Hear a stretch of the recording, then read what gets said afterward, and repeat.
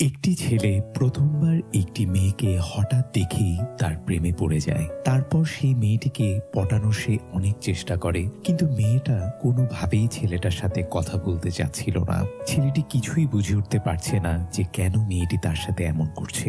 ছেলেটি তারপর তার মাকে মেয়েটির ছবি দেখায়। তখনই বের হয়ে আসে আসল সত্য। কি এমন হয়েছিল যার জন্য মেয়েটি ছেলেটিকে একসেপ্ট করছে না? এর পেছনে আসল রহস্য কি? চলুন দারুণ একটি তামিল লাভ স্টোরি শুনে আসা যাক, যার নাম হলো মিস ইউ। গল্পের শুরুতে আমরা মন্ত্রীর গুন্ডাদের দেখি, যারা বাসুর বাড়িতে আসে। বাসু মন্ত্রীর ছেলের বিরুদ্ধে পুলিশের কাছে অভিযোগ করেছিল, কিন্তু তখন বাসু বাড়িতে ছিল না। গুন্ডারা বাসুর মা বাবাকে হুমকি দেয় এবং মামলাটি প্রত্যাহার করতে বলে। গুন্ডারা চলে যাওয়ার পর বাসুর মা তার বন্ধুদের ফোন করেন। বাসুর বন্ধু অরবিন্দ, সিন্ধু এবং চার্লস মিলে পুরো শহরে বাসুকে খুঁজতে থাকে। বাসুর ফোনও বন্ধ থাকে, যার ফলে সবাই খুব চিন্তিত হয়ে পড়ে। কিন্তু এই সব কিছুর থেকে দূরে বাসু একটি কফি শপে আরাম করে বেল্লা কফি খাচ্ছিল। কফি খাওয়ার পর বাসু চেন্নাই ফেরার পথে রওনা হয়, কিন্তু তখনই একটি ট্রাক তার গাড়িতে ধাক্কা মারে এবং বাসুর একটি ভয়াবহ অ্যাক্সিডেন্ট হয়। বাসুর অ্যাক্সিডেন্ট হয়ে যায়। কার্তিকের কাছে পুলিশ স্টেশন থেকে কল আসে বাসুর অ্যাক্সিডেন্ট হয়েছে এবং তার মাথায় গভীর আঘাত লেগেছে। সবাই হাসপাতালে যায়। হাসপাতালে বাসুর চিকিৎসা চলতে থাকে এবং কয়েকদিন পরে বাসুর জ্ঞান ফেরে। তখন ডাক্তার বাসুর পাশে বসে তাকে অনেক প্রশ্ন করে, যেমন তুমি শেষ কোন সিনেমা দেখেছিলে, কিংবা তোমার ফোন নাম্বার কি। বাসু সব প্রশ্নের সঠিক উত্তর দেয়। এরপর ডাক্তার তাকে জিজ্ঞাসা করে, তোমার স্ত্রীর নাম কি? তখন বাসু উত্তর দেয়, আমার তো এখনো বিয়েই হয়নি। কিছুক্ষণ পরে মন্ত্রীও বাসুকে দেখতে হাসপাতালে আসে। তখন বাসুর বাবা মন্ত্রীর সামনে হাত জোর করে বলেন, দুর্ঘটনার কারণে আমার ছেলে গত 2 বছরের স্মৃতি হারিয়ে ফেলেছে। তার মনে নেই যে সে আপনার ছেলের বিরুদ্ধে পুলিশের কাছে অভিযোগ করেছিল। আপনি তাকে ছেড়ে দিন। মন্ত্রীও বাসুর বাবা মাকে হুমকি দেয় যে বাসুর জন্য এটাই ভালো হবে যদি তার এই ঘটনা কখনো মনেই না পড়ে। কয়েক মাস কেটে যায় এবং বাসু ধীরে ধীরে সুস্থ হয়ে ওঠে। তবে তার চেন্নাইয়ে মন বসছিল না, তাই সে ঘুরতে যাওয়ার সিদ্ধান্ত নেয়। বাসু রেলওয়ে স্টেশনে আসে এবং দেখে যে এক ব্যক্তি ববি বেঞ্চে খুব উদাস হয়ে বসেছিল। বাসু তার পাশে গিয়ে বসে এবং তার সঙ্গে কথা বলতে শুরু করে। ববি তার ব্রেকআপের গল্প শোনায়, যেখানে সে জানায় যে তার প্রেমিকা তাকে ছেড়ে চলে গেছে। বাসু তার গল্প শোনার পর তাকে মোটিভেট করে এবং বলে, দেখো বন্ধু, প্রেম আমাদের জীবনের একটি অধ্যায় মাত্র। এখন এটা ভিন্ন কথা যে তোমার প্রেমের এই অধ্যায়টি তুমি যেমন ভাবছিলে তেমন ভাবে শেষ হয়নি, কিন্তু পরবর্তী অধ্যায়ে তুমি হয়তো অন্য এক ভালোবাসার গল্প খুঁজেও পেতে পারো। বাসুর এই কথা শুনে ববির মন একটু হালকা হয় এবং তাদের মধ্যে বন্ধুত্ব গড়ে ওঠে। ববি ব্যাঙ্গালোরের একটি কফি শপের মালিক এবং সে বাসুকে তার সঙ্গে ব্যাঙ্গালোরে নিয়ে যায়। ববি বাসুকে তার বাড়িতে থাকার ব্যবস্থা করে এবং বাসু তার কফি শপে কাজ করতে শুরু করে। একদিন তাদের সোসাইটির একটি মিটিং হয়। বাসু এবং ববি সেই মিটিং এ অংশ নেয়। তখন ডিজেলের দাম বেড়ে যাওয়ায় সোসাইটির জেনারেটর চালানো কঠিন হয়ে পড়েছিল। সোসাইটির সেক্রেটারি রক্ষণাবেক্ষণের খরচ হিসাবে 1000 টাকা বাড়িয়ে দেয়। সোসাইটির এক শিশু তার বাড়িতে একটি পোষা কুকুর রাখত। সেক্রেটারি সেই শিশুকে বলে, সোসাইটিতে কুকুর রাখা নিষিদ্ধ, তাই হয় তুমি এই কুকুরটিকে কোনো পেট কেয়ার সেন্টারে পাঠিয়ে দাও অথবা বাড়ি ছেড়ে চলে যাও। ঠিক তখনই একটি সুন্দরী মেয়ে শুভলক্ষ্মী উঠে দাঁড়ায়। সে সেক্রেটারির সামনে এনিম্যাল রাইটস এবং ইকুয়াল রাইটস এর পক্ষে একটি লম্বা চড়া ভাষণ দেয়। সেক্রেটারি তার সামনে কিছুই বলতে পারে না। রক্ষণাবেক্ষণের ফি বাড়ালেও সেই কুকুরটিকে সোসাইটি থেকে বের করে দেওয়া আর সম্ভব হয় না। এটা দেখে বাসুও শুভলক্ষ্মীর প্রতি খুব ইমপ্রেসড হয়ে পড়ে। পরের দিন বাসু যখন রবির কফি শপে ছিল, তখন শুভলক্ষ্মীও সেখানে আসে। ববি তার থেকে অর্ডার নেয় এবং বাসুকে কফি বানানোর জন্য বলে, কিন্তু কফি শপে সুব্বু অর্থাৎ শুভলক্ষ্মী বাসুকে দেখে অবাক হয়ে যায়। এদিকে বাসু কফি বানানোর সময় ববির কাছে সুব্বুর ব্যাপারে জানতে চায়। ববি তাকে জানায় যে সুব্বু একজন অডিটর, যে সবসময় মানুষের সাহায্য করে, অন্যায়ের বিরুদ্ধে আওয়াজ তোলে এবং এই কফি শপের নিয়মিত কাস্টমার। কিন্তু এতক্ষণে বাসু বুঝে গিয়েছিল যে সে ইতিমধ্যেই সুব্বুর প্রেমে পড়ে গেছে।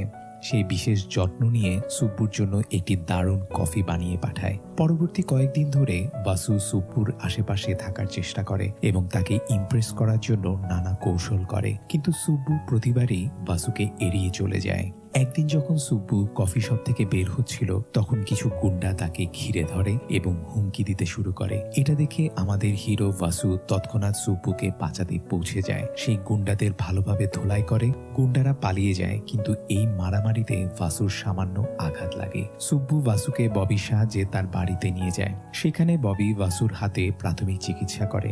এই সময় কথোপকথনের মাঝে বাসু সুব্বুর কাছে জানতে চায় যে সে সিঙ্গেল কিনা। অবশেষে বাসু জানতে পারে যে সুব্বু বর্তমানে সিঙ্গেল। বাইরে এসে ববি বাসুকে বলে যেহেতু সুব্বু সিঙ্গেল, কালই তাকে বিয়ের প্রস্তাব দে। তখন বাসু তাকে জানায় আমি তো ইতিমধ্যেই তাকে বিয়ের প্রস্তাব দিয়েছি।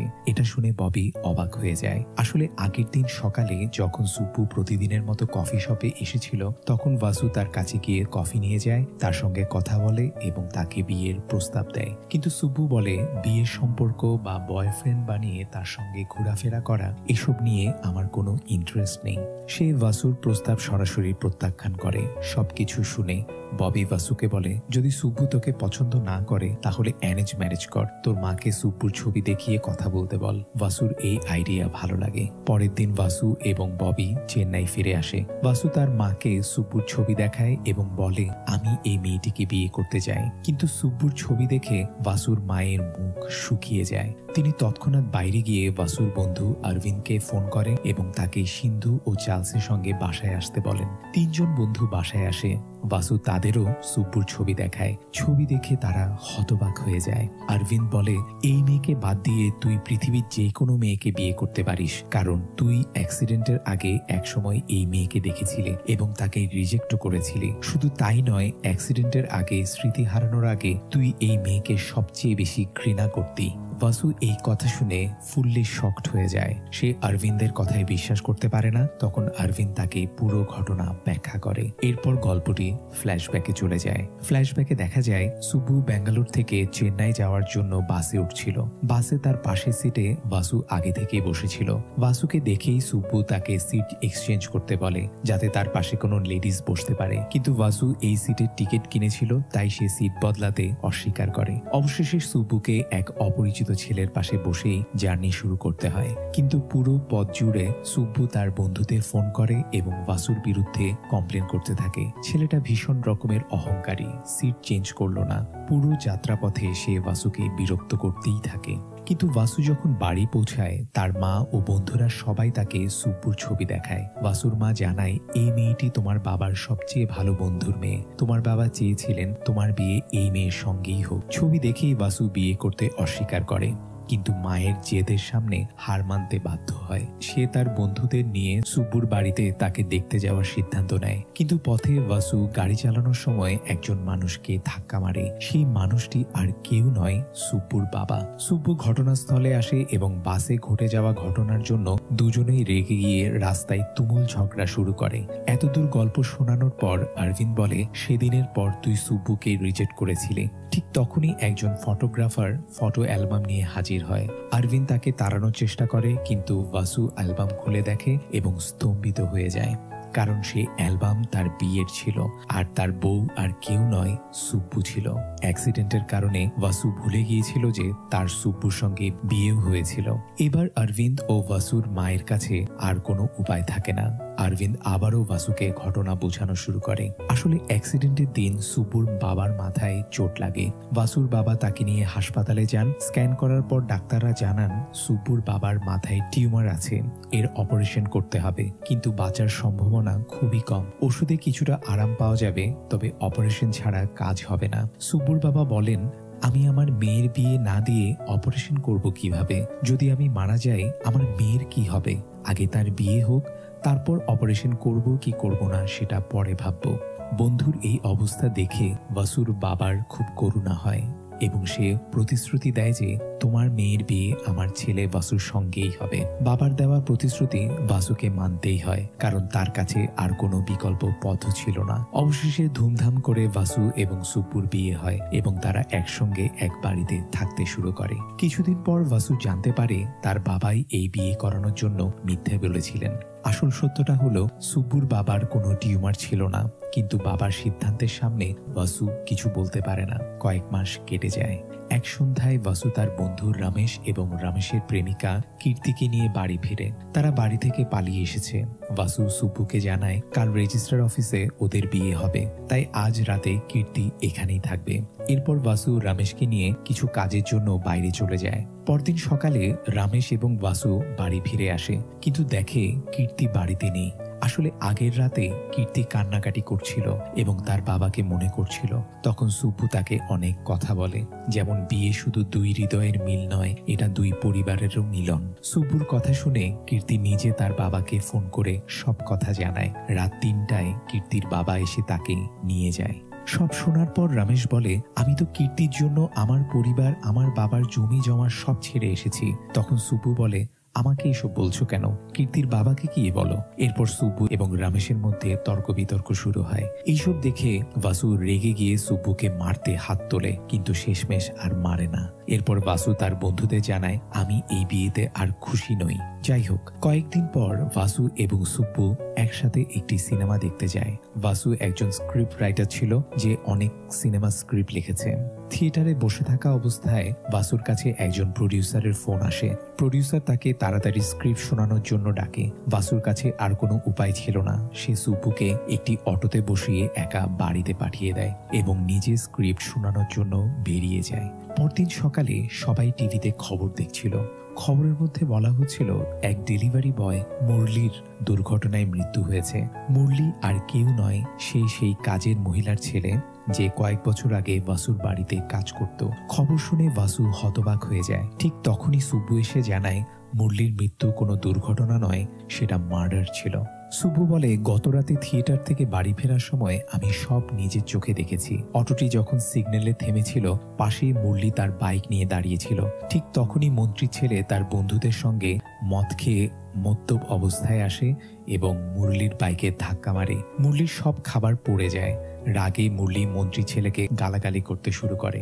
তখন একজন অটোচালক তাদের মধ্যে পড়ে এবং মন্ত্রী ছেলেকে চিনে ফেলে। ভয়ে সে সেখান থেকে চলে যায়। এরপর আমি পিছন ফিরে দেখি মন্ত্রীর ছেলে মুরলিকে মারধর করে করে মেরে ফেলে।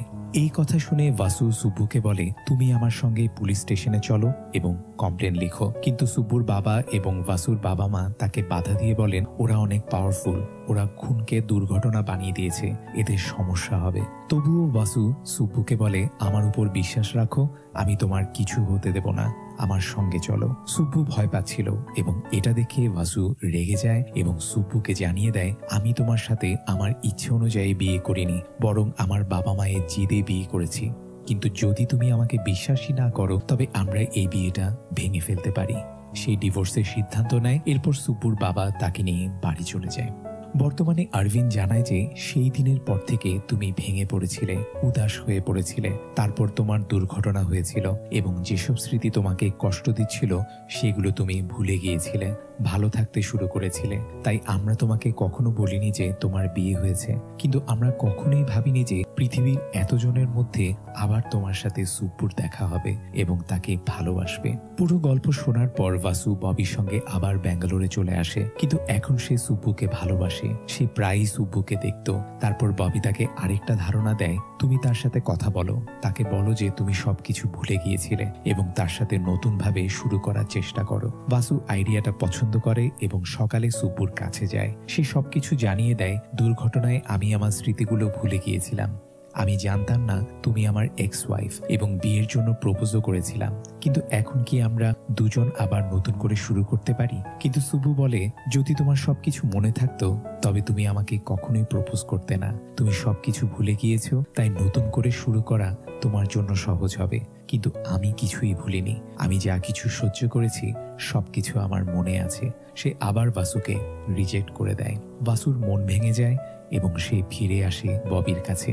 পরের দিন সকালে সুব্বুর ফ্রেন্ড শাহানা ববির বাড়িতে আসে বাসুকে দেখতে। শাহানা বাসুকে জানায়, তোমার এবং সুব্বুর মধ্যে কি চলছে সেটা তোমাদের ব্যক্তিগত ব্যাপার, আমি তার জন্য এখানে আসিনি। আমি এখানে এসেছি তোমাকে জানাতে যে তোমার কেসের কারণে আজ সুব্বু বড় বিপদে আছে। বাসু কিছুই বুঝে উঠতে পারে না এবং জানতে চায় তুমি কোন কেসের কথা বলছো। তখন শাহানা বাসুকে তার গল্পের সেই অংশটি জানায় যা তার মা এবং অরবিন্দ লুকিয়ে রেখেছিল। আসলে সুব্বু মুরলির খুন দেখে ফেলেছিল, তবে সাক্ষ্য দেওয়ার জন্য অস্বীকার করেছিল। এরপর সুব্বু যা বলেছিল সেটাই ভিত্তি করে বাসু পুলিশ স্টেশনে যায় এবং নিজেই সাক্ষী হয়ে মন্ত্রীপুত্রের বিরুদ্ধে এফআইআর দায়ের করার জন্য বলে, কিন্তু পুলিশ কর্মকর্তা তা অস্বীকার করে। এরপর বাসু ম্যাজিস্ট্রেটের কাছে যায় এবং তাদের সবকিছু জানায়, আর শেষে ম্যাজিস্ট্রেটের আদেশে পুলিশ রিপোর্ট লিখতে বাধ্য হয়। তবে পুলিশ কর্মকর্তা মন্ত্রীর কাছে গিয়ে সবকিছু জানিয়ে দেয় এবং মন্ত্রী বাসুকে ফোন করে হুমকি দিয়ে কেস তুলে নিতে বলে, কিন্তু বাসু স্পষ্টভাবে তা অস্বীকার করে। এরপর শাহানা বাসুকে জানায়, তোমার অ্যাক্সিডেন্ট হয়নি, বরং মন্ত্রী তোমাকে মারতে চেষ্টা করেছিল। তোমার অ্যাক্সিডেন্টের পর সুব্বু তোমাকে দেখতে হাসপাতালেও গিয়েছিল, তুমি অচেতন ছিলে এবং তখন তোমার অবস্থা দেখে সে বুঝতে পারে যে তুমি যদি এক কাজের মহিলার ছেলের জন্য এত দূর যেতে পারো তাহলে তোমার স্ত্রীকে রক্ষা করার জন্য তুমি কি না করতে পারো। আর তখনই সে তোমার কেস লড়ার সিদ্ধান্ত নেয়। মন্ত্রী তার রাজ্যে তার ক্ষমতা দিয়ে তার ছেলেকে রক্ষা করছিল, তাই সুব্বু কেসটি ব্যাঙ্গালোরে শিফট করে দেয়। আর কাল কেসের ফাইনাল শুনানি, তুমি সিদ্ধান্ত নাও তুমি কি করতে চাও। পরের দিন সুব্বু সব প্রমাণ নিয়ে আদালতে যাচ্ছিল, কিন্তু পথে মন্ত্রী তার গুন্ডাদের সঙ্গে নিয়ে এসে তাকে থামিয়ে দেয়। মন্ত্রী সুব্বুকে শেষবারের মতো কেস তুলে নিতে বলে, কিন্তু সুব্বু তা মানে না। তখন মন্ত্রী তার লোকজনকে নির্দেশ দেয়, এই মেয়েটিকে শেষ করে দাও, এবং নিজে আদালতে চলে যায়। এখানে তারপর মন্ত্রীর গুন্ডারা সুব্বুকে মারার প্রস্তুতি নিচ্ছিল, কিন্তু আবারও আমাদের হিরো সেখানে এসে গুন্ডাদের পেটায়, মেয়েটির জীবন বাঁচায় এবং তাকে আদালতে পাঠিয়ে দেয়। আদালতে সুব্বু অ্যাক্সিডেন্টের সিসিটিভি ফুটেজও জমা দেয়, যা পুলিশ লুকিয়ে রাখার চেষ্টা করেছিল। ফুটেজ দেখে পুরো ঘটনা পরিষ্কার হয়ে যায় এবং আদালত মন্ত্রীর ছেলেকে আজীবন কারাবাস এবং তার বন্ধুদের 7 বছরের কারাদণ্ড প্রদান করে। মন্ত্রীর বিরুদ্ধেও তদন্ত কমিটি গঠন করা হয় এবং এই কেসটি ক্লোজ হয়ে যায়। কাজের বুয়া আনন্দিত হয়ে সুব্বুকে ধন্যবাদ জানায় এবং বাসুকে আরেকটি সুযোগ দেওয়ার জন্য বলে, কিন্তু সুব্বু চুপচাপ সেখান থেকে চলে যায়। বাসু তখন বুঝে যায় যে সুব্বু আর কখনো তার সাথে থাকতে রাজি হবে না। সে সকালে সুব্বুকে রেখে আবার চেন্নাই চলে আসে। কিছুদিন পর বাসুর কাছে আবার সেই প্রডিউসারের কল আসে। প্রডিউসার তাকে জানায়, তুমি যে লাভ স্টোরি শুনিয়েছিলে সুপারস্টার বিজয় সেই ছবিতে কাজ করতে রাজি এবং একবার তোমার কাছ থেকে নেরেশন শুনতে চায়। কিন্তু এখন বাসুর তো কিছুই মনে পড়ছিল না যে সে কোন গল্প শুনিয়েছিল। সে তার বন্ধুদের সাথে পুরো ঘরে স্ক্রিপ্ট খুঁজতে চেষ্টা করে, কিন্তু স্ক্রিপ্টও পাওয়া যায় না। তখন অরবিন্দ সুব্বুকে কল করে, কারণ বাসু প্রডিউসারের পাশাপাশি শুধু সুব্বুকে গল্পটি শুনিয়েছিল। সুব্বু সেই গল্পটা মনে ছিল এবং অরবিন্দের অনুরোধে সে বাসুকে গল্প শোনানোর জন্য রাজি হয়ে যায়। তারা দুজন এক কফি শপে দেখা করে। বাসু কফি অর্ডার করে এবং সুব্বু সেই প্রেমের গল্পটি শোনানো শুরু করে। ঠিক তখনই কফির প্রথম সিপের পর তার স্মৃতিগুলো ফিরে আসতে থাকে এবং ধীরে ধীরে বাসুর মনে পড়তে থাকে যে বিয়ের পর সে সুব্বুকে খুব কষ্ট দিয়েছিল। সে সুব্বুকে তার কোনো কিছু টাচ করতে দিত না। সে বিয়ে, ভালোবাসা এইসব কিছু নিয়ে সুব্বুর সাথেই ছিল না, শুধুমাত্র নিজের পিতার প্রতিশ্রুতির কারণে তার সাথে ছিল। সে কখনোই সুব্বুর সাথে ঠিক মতো কথা বলতো না। স্মৃতিগুলো ফিরে আসতেই তার চোখে পানি চলে আসে। সে বুঝে যায় যে সে সুব্বুকে অনেক কষ্ট দিয়েছে। সে সুব্বুর সামনে তার হাঁটুতে বসে তার কাছে ক্ষমা চায়। সে সুব্বুকে বলে, সেদিনও আমি আমার পুরো পরিবারের সামনে বলেছিলাম আমার উপর ভরসা রাখো, আমার সাথে চলো, কিন্তু তুমি আমার সাথে আসোনি। আজও আবার বলছি, আমার উপর বিশ্বাস রাখো, আমার সাথেই চলো। জীবন আমাদের আরেকটি সুযোগ দিয়েছে, কিন্তু যদি তুমি আমাকে না চাও তবে আমাকে শুধুমাত্র একটি কারণ বলো। তখন সুব্বু তাকে বলে, আমি কখনোই তো বলিনি যে আমি তোমাকে চাই না, এবং সে কাঁদতে কাঁদতে বাসুকে জড়িয়ে ধরে। আর এর সাথেই সিনেমাটি এখানেই শেষ হয়। তো বন্ধুরা, এই লাভ স্টোরিটি আপনাদের কেমন লাগলো তা অবশ্যই কমেন্ট করে জানাবেন, এবং ভিডিওটি যদি ভালো লাগে তাহলে অবশ্যই লাইক করুন, শেয়ার করুন এবং আমাদের চ্যানেলটি সাবস্ক্রাইব করে আমাদের পাশেই থাকুন, কারণ আমরাই একমাত্র এই ধরনের ইন্টারেস্টিং ভিডিও নিয়ে আসি। ধন্যবাদ।